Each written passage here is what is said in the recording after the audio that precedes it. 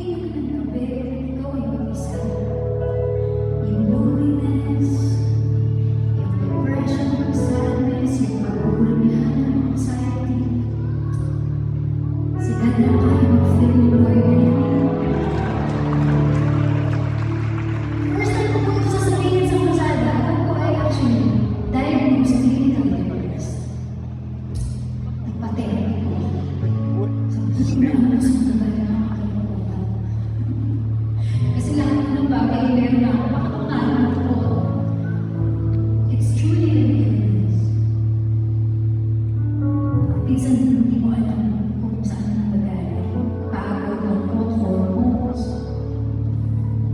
But one thing mo na figure out ko, when you give time for God and His presence, when you worship, when you devotion, when you study His Word,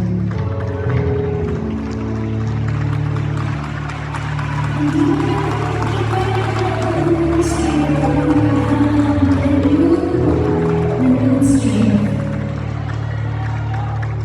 higit sa lahat, when you feel His presence, doon mo nalaman na kahit sa gitna ng depression mo, hindi ka rin ang Panginoon. Hindi yung sinasabi na napakataman mo, bakit ganyan mag-perform ka para sa akin, hindi doon ang Panginoon na tumatabi sa'yo. Because God is close to the broken heart. He's everything. He's going to process it with you. You don't have to perform. Just let His presence come into you. If you're going through, katulad ko, minsan inaalagaan mo. Taka ka sa presensya ng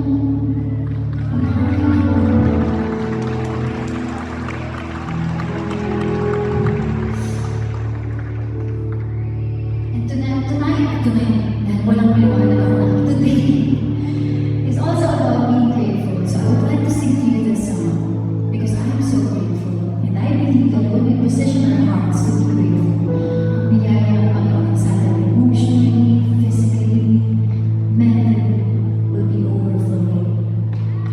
Para ko sa iyo, this is sad.